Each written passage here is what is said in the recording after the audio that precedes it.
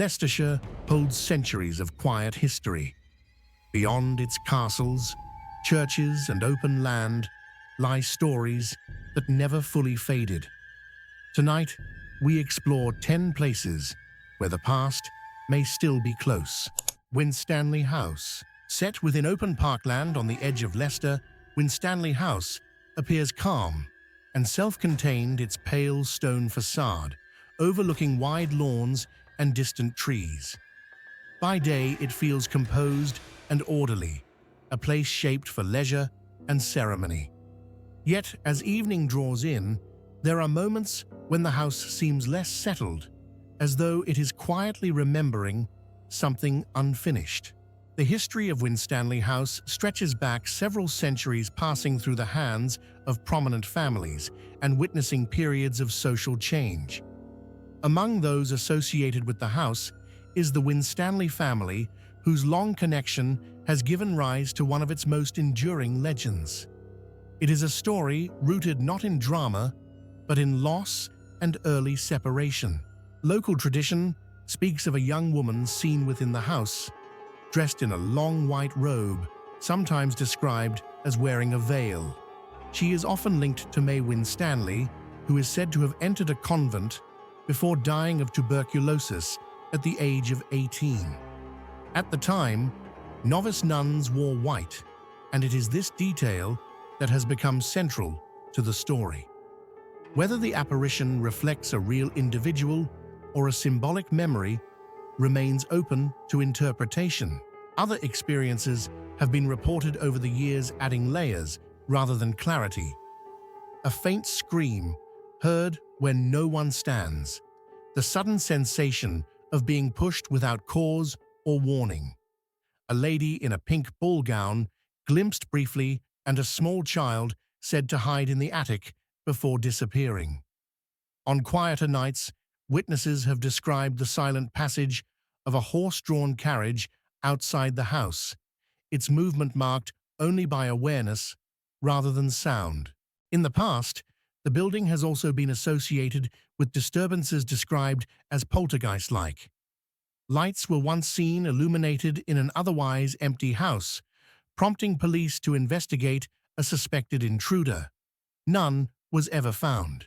A former caretaker, recalling an incident from the late 20th century, described locking up when he became aware of movement behind him. He felt a sudden unease, accompanied by the clear impression that he was no longer alone despite the silence. Today, Stanley House continues to host events and gatherings, its rooms filled once more with voices and light. Yet for some, the sense lingers that certain presences here belong to an earlier rhythm of life, and that youth once lost too soon may still be quietly wandering its familiar rooms. St. Martin's Cathedral. In the centre of Leicester, surrounded by shops, streets, and constant movement, St. Martin's Cathedral stands with quiet restraint. Its stone exterior does not demand attention, yet it has watched the city change for centuries. By day, it feels open and familiar. By evening, when the crowds thin and the light softens, the cathedral takes on a more inward character. The church has long served as a place of worship, reflection, and passage. Generations have entered its doors, seeking comfort, guidance, or closure. It is perhaps this steady flow of human presence that has given rise to the stories which now cling gently to its walls and churchyard. One of the most frequently reported figures is that of a strange woman with white hair, dressed in a long white gown. She is said to appear briefly within the cathedral, often without sound or movement, before fading from view. Her presence is not described as threatening. Instead, witnesses often speak of confusion and a sudden stillness, as though the space itself has paused. On another occasion, a second figure was reportedly seen entering a small chapel through a doorway. Moments later, both the figure and the door itself were gone, leaving behind only bare stone. No alteration to the building was ever found, and no explanation was offered beyond quiet speculation. outside the churchyard has its own share of stories. Visitors have described seeing a man and woman dressed in Victorian clothing, strolling calmly among the gravestones. Their appearance is said to be unremarkable, at first blending easily into the setting. Yet as they move towards the cathedral entrance, they vanish often before reaching the steps. A local resident recalling an evening walk in the late 20th century described slowing his pace as he noticed the pair ahead of him. He assumed they were visitors until they disappeared entirely from view. He noted an unexpected sense of displacement, as though he had briefly crossed into another time. Today, St. Martin's Cathedral remains an active place of worship and heritage. Its doors stand open, its history carefully preserved. Yet for some, the quiet figures said to pass through its spaces suggest that not all journeys here are complete, and that certain paths once walked may still be gently retraced. The Guildhall, hidden just off the busier streets of Leicester, the Guildhall stands as one of the city's oldest surviving buildings. Its timbered rooms and enclosed courtyard feel withdrawn from modern life, as though the building has learned to keep its history close. Even in daylight, there is a sense of restraint here, a feeling that certain stories were never meant to be spoken loudly. For centuries, the Guildhall served as a place of authority. It housed civic meetings, legal proceedings, and below-ground holding cells for those awaiting judgment. These lower spaces were practical rather than humane, designed for confinement and uncertainty. It is in this part of the building that the most persistent reports are centered. Visitors and staff have described encountering a large bearded man within the former cells, moving slowly and without direction. He is often accompanied by a strong smell of leather, an unusual detail that appears repeatedly in separate accounts. The figure is said to seem confused, as though unaware of his surroundings, and vanishes when approached. In the courtyard, the sound of heavy boots has been reported pacing across the stone without any visible source. On one occasion, an agitated black dog was seen there briefly before disappearing, leaving behind an uneasy stillness. Inside the main building, disturbances take on a quieter form. Chairs in the cafeteria have been known to move on their own, and the serving bell has rung without explanation. On the staircase leading to the upper floor, a white lady is said to appear. She is known locally as Mary, believed to have died after falling down the stairs. Her presence is often blamed for unexplained footsteps, the turning of pages in an old King James Bible, and the sudden activation of alarms. Adding to the sense of disquiet is the report of a spectral black cat seen rushing down the staircase with such force that witnesses instinctively step aside. A former guide, recalling an evening in the late 20th century, described closing up when the sound of footsteps followed him through empty rooms. He chose not to investigate, noting only the impression that the building was not as empty as it appeared. Today, the Guildhall is preserved as a place of heritage and learning. Yet beneath its careful restoration, some sense that the weight of judgment, confinement, and unfinished business still lingers, quietly shaping the spaces where authority once ruled. Haymarket Theatre steps. In the centre of Leicester, where shops, theatres, and late-night traffic converge, the steps of the Haymarket Theatre rise with little ceremony. By day, they are passed without notice. By night, when the streets thin and the air cools, they have acquired a quieter reputation, one rooted in repetition rather than fear. The theatre stands in an area long associated with travel and temporary lodgings. For generations, people have arrived here, tired, distracted, or unsteady, carrying keys, tickets, and intentions that did not always reach their destination. It is within this setting that a single, oddly specific figure is said to appear. Witnesses have described the spectre of a man struggling slowly up the steps, his movements unbalanced as though affected by drink. He is often said to clutch a hotel key in his hand, gripping it tightly while making little progress. His expression is vague, unfocused, and fixed on the steps ahead rather than on those who pass him. The figure does not speak. He does not react when addressed. Those who notice him often assume at first that he is an ordinary late-night reveler, only realizing something is amiss when they glance away and look back to find the steps empty. A local resident, recalling an encounter from the late 20th century, described slowing to offer help. He noted the man's unsteady posture and the dull shine of the key in his hand. When he reached out, the figure was no longer there. The steps were silent, and the street unchanged. What gives the story its quiet power is its lack of resolution. There is no dramatic end, no explanation of who the man was or where he intended to go. He is simply seen, repeating the same attempt, night after night, step after step, without ever arriving. Today, the Haymarket Theatre continues to host performances and crowds. The steps fill and empty as they always have. Yet for those who know the story, a brief pause on a quiet evening can feel unsettling. It invites the thought that some journeys do not end in tragedy or triumph, but in repetition, played out softly in the margins of ordinary life. Leicester Castle. Set slightly apart from the modern rhythm of the city, Leicester Castle carries itself with quiet confidence. Its stone walls and enclosed grounds speak of authority, scholarship, and long memory. Though much of the site has been adapted over time, there remains a sense that certain parts of the castle belong firmly to an earlier age. The castle has served many roles across the centuries, from royal residence to centre of governance and learning. It was also a place where history was observed, recorded, and interpreted. Among those connected to the castle was William Napier Reeve, a writer and historian who documented its past in great detail. His deep attachment to the site has led some to wonder whether his interest ever truly ended.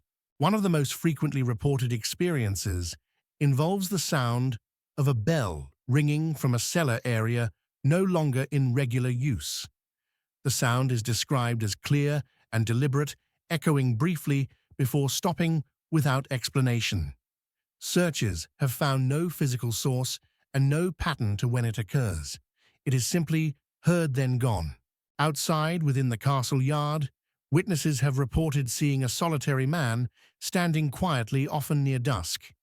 He is believed by some to resemble Reeve himself, though no clear identification has ever been made.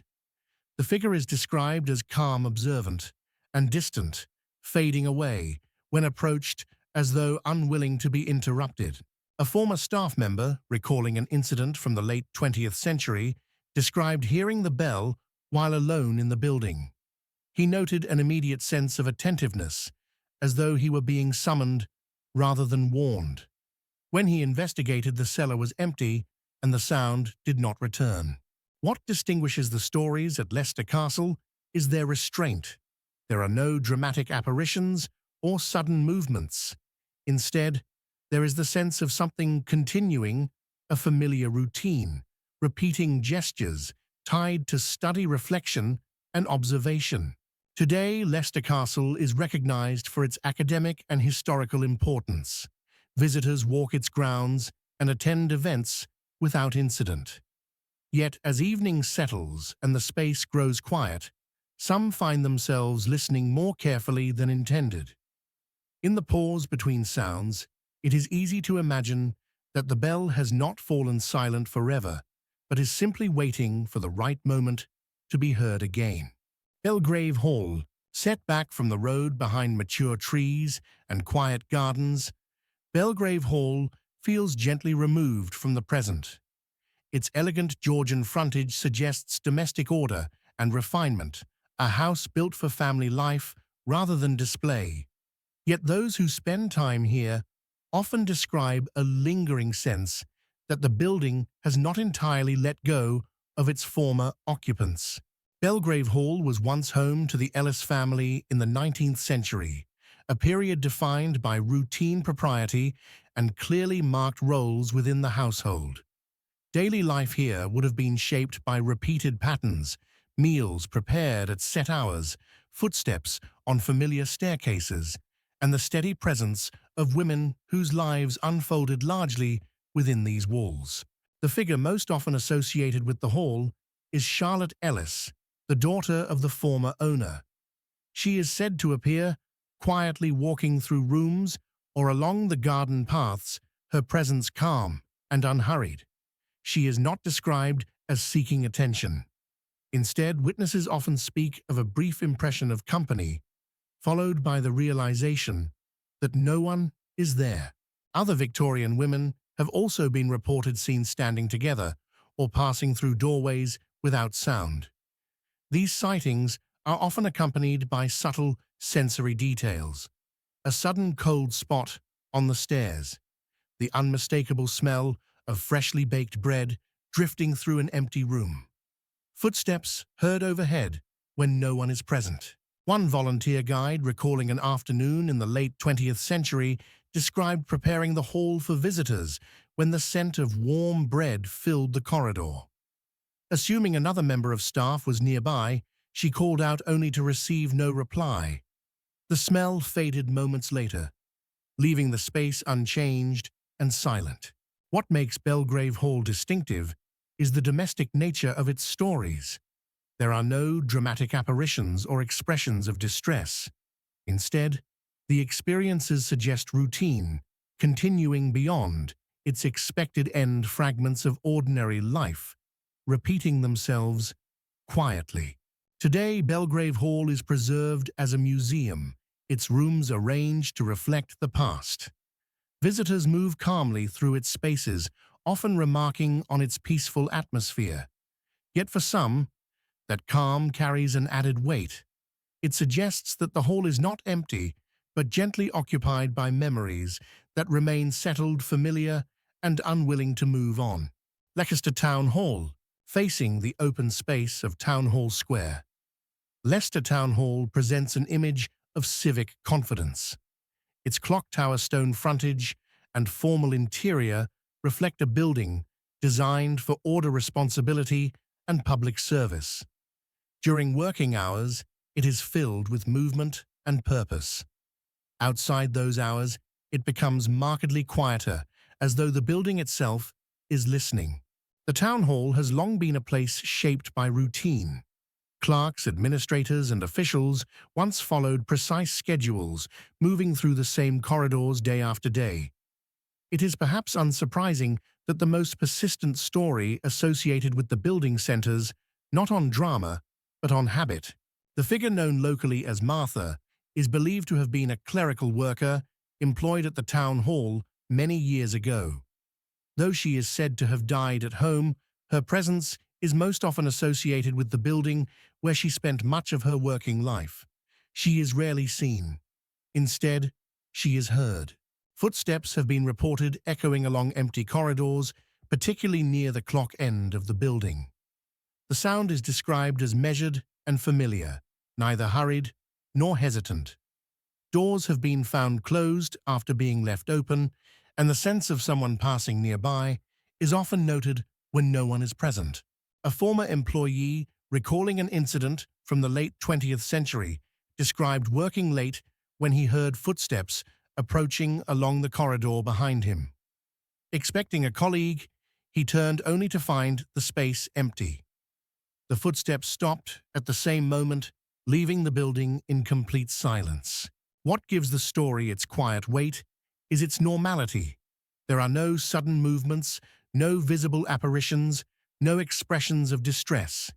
Instead, there is the suggestion of a routine, continuing beyond its natural end, a familiar pattern, replayed in an empty space. Today, Leicester Town Hall remains an active centre of civic life. Meetings are held, decisions made, and the clock continues to mark the passing hours.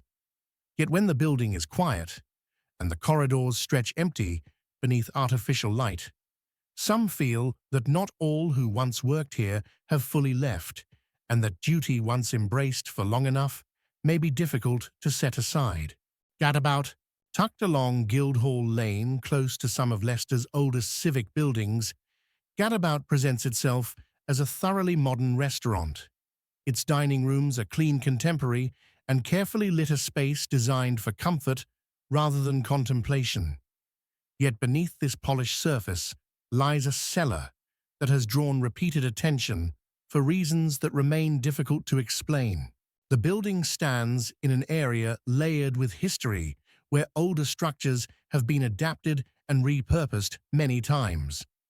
What now serves as storage and service space once belonged to a different rhythm of use. It is here below the restaurant that the most persistent reports have emerged.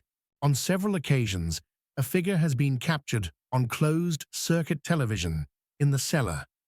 The images show a human-shaped presence, where no one should be appearing briefly before vanishing. Staff who reviewed the footage were unable to identify any cause, and no faults were found with the system. Other experiences have been reported away from the cameras. A waitress cleaning after closing described seeing a dark figure standing nearby, only to find the space empty moments later.